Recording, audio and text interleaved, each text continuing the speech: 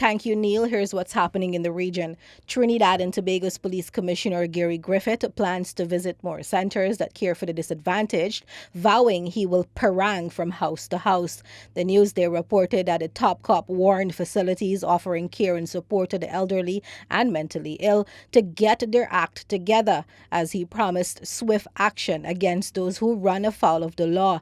The police commissioner is clamping down on these institutions following police investigations into the transformed Life Ministry Center in Oroka, which found 69 people chained, abused, and locked up. The Trinidad top cop said it was unfortunate that some were defending the treatment of the patients at the center, while only about 21 of the 69 people released were actually found in cages. He insisted the conditions were inhumane and outright irresponsible.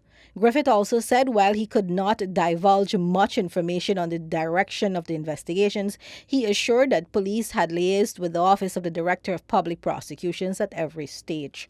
Rescue workers are working against the clock to find 8 residents who are missing after their apartment block collapsed in the city of Fortaleza in northeastern Brazil.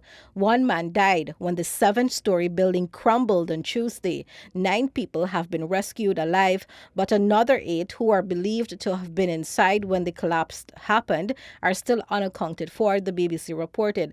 Officials said the block had been built without the necessary permits. A small grocery store next to the building was damaged in the collapse, and a man delivering water to the shop, 30-year-old Frederick Santana dos Santos, was killed.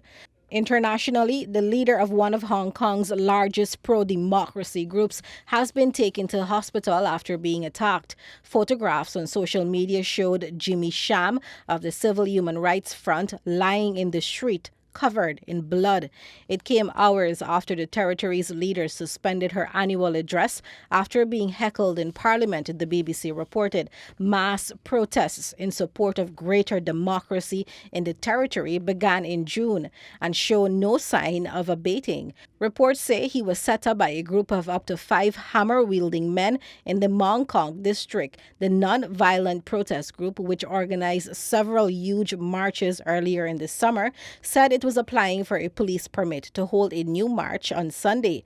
Its recent requests have been rejected by the authorities, while more hardcore activists have held protests in defiance of bans and clashed with police. Amnesty International has urged the authorities to launch an investigation into the attack on Mr. Sham. President Donald Trump has said it is not the U.S.'s problem if Turkey enters Syria, calling the former U.S. allies, the Kurds, no angels.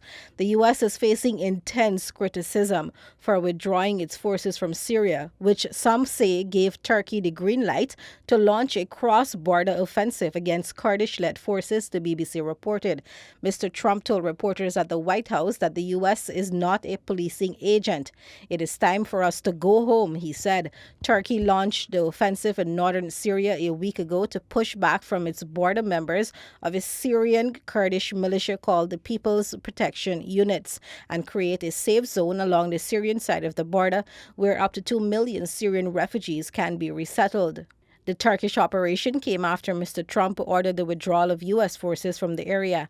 Kurdish-led forces have been a key ally of the U.S. in the fight against Islamic State in Syria, and there are fears that destabilization could lead to a resurgence of the militants. And that brings us to the end of regional international headlines. Back to you, Neil.